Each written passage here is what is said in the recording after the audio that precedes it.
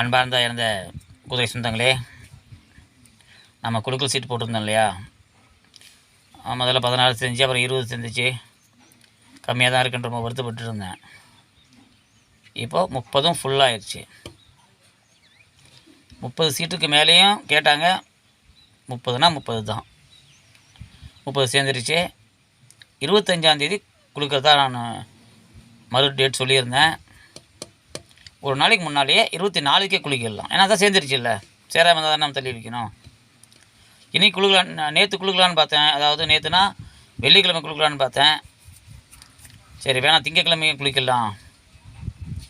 திங்கக்கிழமை குளிக்க போகிறோம். கன்ஃபார்மாக திங்கக்கிழமை குளிக்க போகிறோம். மறந்துடாதீங்க.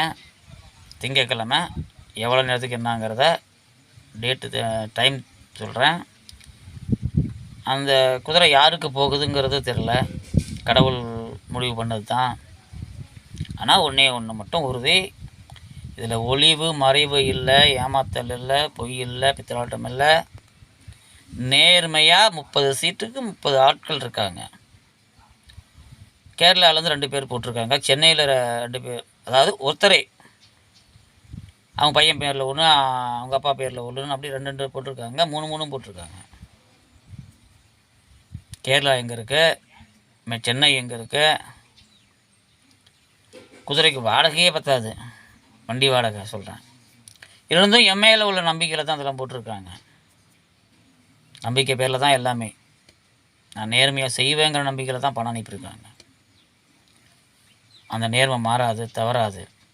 என்றைக்கும் ஒரு சொல் கரெக்டாக இருக்கும்.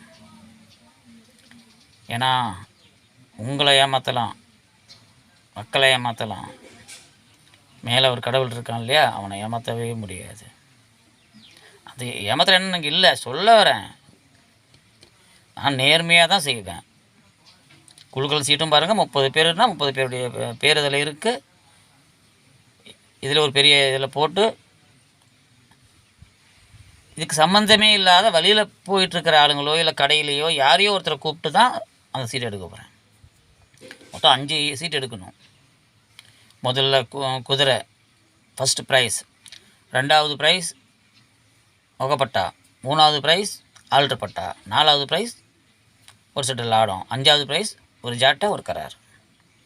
5 சீட் எடுக்கணும். 5 பேரை கூப்பிட்டு எடுக்கணும். அதுதான் நம்மளுடைய எண்ணம். எடுத்துட்டு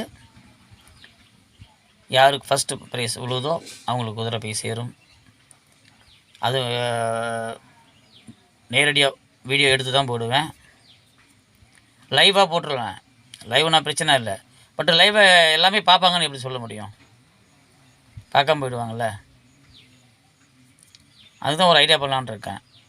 லைவானா யார் யார் நம்ம சீட் போட்டிருக்காங்களோ அவங்க நம்பர்லாம் மட்டும் இருக்குல்ல, அவங்களுக்கு எல்லாத்துக்கும் ஃபோனை பண்ணி பாருங்கள், இந்த டைமுக்கு நான் லைவில் கொடுக்க போகிறேன். நீங்களாம் நான் சில லைவில் கொண்டு வரேன், நீங்களும் நேரடியாக பாருங்கள். நேருக்கு நேர், ஃபேஸ் டு ஃபேஸ் பாருங்கள் எப்படி கொடுக்குறோம். யாரையோ ஒருத்தர் சம்மதம், இதுக்கு சம்மதம் இல்லாத ஆளாக தான் கூப்பிட்டு நம்ம எடுக்கணும்.